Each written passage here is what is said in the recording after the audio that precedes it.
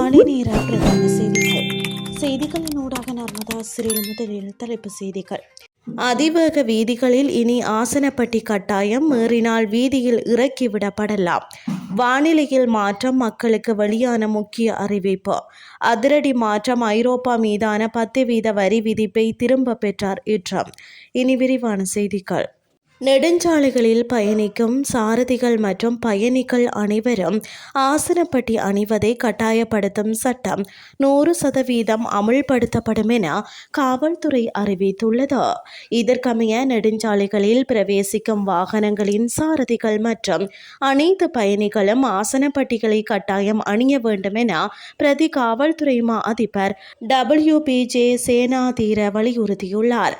அத்துடன் வாகன உரிமையாளர்கள் தங்களது வாகனங்களில் ஆசனப்பட்டிகளை பொருத்தாவிட்டால் சட்ட நடவடிக்கையை எதிர்கொள்ள நேரிடும் எனவும் அவர் எச்சரித்துள்ளார். பயணிகளின் பாதுகாப்பை மேம்படுத்துவதை நோக்கமாக கொண்ட இந்த ஒழுங்குமுறை கடந்த 1ஆம் தேதி முதல் உத்தியோகபூர்வமாக அமல்படுத்தப்பட்டது.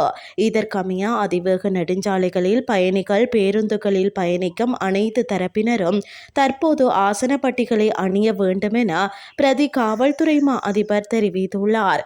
பயணி ஒருவர் ஆசனப்பட்டியை அணியாதிருப்பது கண்டறியப்படுமாயின் பயணி மற்றும் சாரதி இருவருக்கும் எதிராக சட்ட நடவடிக்கை எடுக்கப்படும் எனவும் அவர் குறிப்பிட்டுள்ளார்.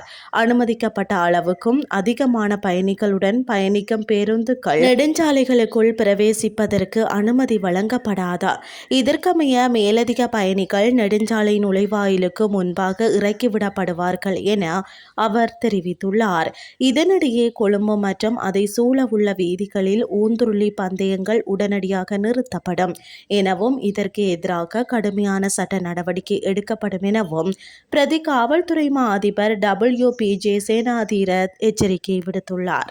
நாட்டில் நாளை முதல் தற்போது நிலவும் வறண்ட வானிலை மாறும் என்று எதிர்பார்க்கப்படுகிறது. குறித்த விடயத்தை வளிமண்டலவியல் திணைக்களம் இன்று வெளியிட்டுள்ள அறிக்கையில் குறிப்பிட்டுள்ளது. மேலும் தெரிவிக்கப்பட்டுள்ளதாவது, தீவின் பெரும்பாலான பகுதிகளில் முக்கியமாக வறண்ட வானிலை நிலவும். அதிகாலையில் நுவரெலியா மாவட்டத்தில் சில இடங்களில் தரை உறைபனி ஏற்பட வாய்ப்புள்ளது. அத்தோடு மேற்கு சப்ரகமுவா, மத்திய வடமேற்கு, வடமத்திய மற்றும் ஊவா மாகாணங்களிலும், காலி மாத்தறை, அம்பாறை மற்றும் வவுனியா மாவட்டங்களிலும் அதிகாலையில் மூடு பனியுடன் கூடிய வானிலை எதிர்பார்க்கப்படுகின்றது.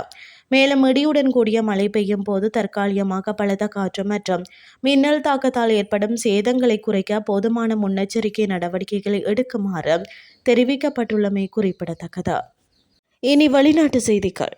ஐரோப்பிய நாடுகள் மீது விதிக்கப்பட இருந்த 10% மேலதிக வரி திட்டத்தை கைவிடுவதாக அமெரிக்க ஜனாதிபதி டொனால்ட் ட்ரம்ப் அறிவித்துள்ளார். முன்னதாக கிரீன்லாந்தை கைப்பற்றும் அமெரிக்க ஜனாதிபதி டொனால்ட் ட்ரம்பின் திட்டத்திற்கு எதிர்ப்பு தெரிவிக்கும் ஐரோப்பிய நாடுகளின் மீது 10% மேலதிக வரி விதிப்பதாக அவர் எச்சரிக்கை விடுத்திருந்தார்.